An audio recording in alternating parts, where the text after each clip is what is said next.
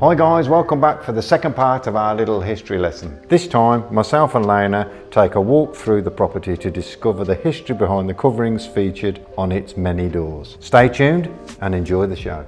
So this paper again that we've got on the ceiling and behind the fireplace, this is also a lignomur similar to the one downstairs. But what we do know about this one is that in 1939 it was still being produced. It was 12 shillings a roll, or a piece as they used to call it.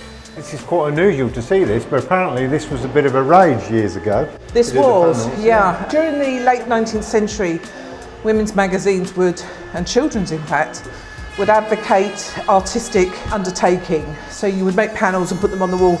But one of the things they used to do and advocate a lot was to put Lincrusta and other raised relief materials on the back of the doors to actually sort of make them more interesting, I suppose, really. They're different. They are. Different patterns. Well, that one that you're touching now is actually a lignomur, and it's called a villette. Again, unfortunately, we don't know who designed it. And it's quite unusual that they haven't used the same on every door. No, that's right, yeah. I wonder if there was a reason for that. You could buy it by the yard, or you could buy it by the roll, and it's very possible that when they were buying it, they bought two and they've done 2 or 3 different designs, because there are 2 or 3 different designs on the doors up here. This is Cameoid. This was invented by Lincrusta's guy again. He was the manager of their Sunbury factory. And he invented or thought of this around about the same time Anaglypta was giving his idea, but again they wouldn't touch it. But they did eventually, under the banner of Lincrusta, manufacture it in the 1890s, I think from 1896, 1898. So we can date this post 1898. We can date this and the other papers also to this latter 19th century, early 20th century. And I think that apart from the Lincrustas downstairs, that they're all the same range. But because we don't have any absolute information, we can't really sort of discount them later into the 20th century. But I would say that going by the style of the building and the very sort of restrained designs that they've used, that we're talking about pre-First World War and the Edwardian era.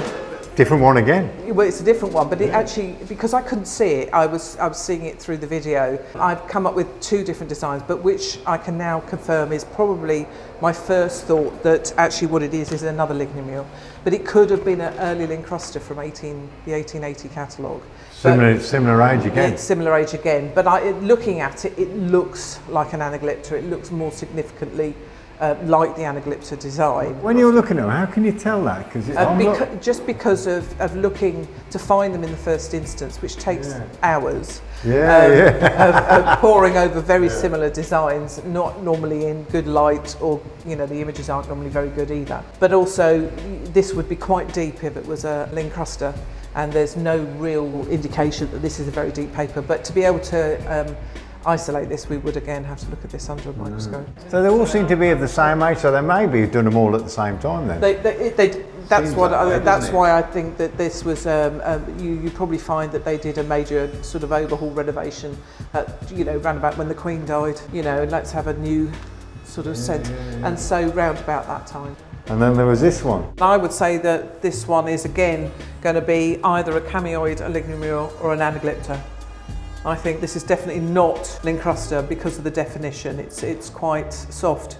Sometimes you can just feel a little bit of give under your finger. That's how I go. And I think if I do that, I think it's an Anaglypta. Yeah. And if it's because it's hollow at the back, isn't it? Yeah. But we can find this. I have seen this in the catalogues. Because when I'm looking at them now, they all seem to be of a similar style. They're very restrained. And I can tell, like, from my experience of the layer build-up, they all seem to have a similar amount of paint, which tells me they're of a similar age. When Julie brought us into this room, it's actually sealed, and she said we had another paper behind the door. And when I came around here, I recognised this instantly, because this is one, again, of very few papers that we actually know who were designed by. And this one's very significant because, again, this is Dr. Christopher Dresser. And he did a series of wallpapers for Lincrusta that we're only just looking at the moment. And that's why my research is becoming quite vital to actually identify these, because until recently we only knew knew of one. The fact that it's really quite sharp is that it was probably not painted until very recently, because it's fully defined, and we can see the Japanese influence in the flowers that are throughout this.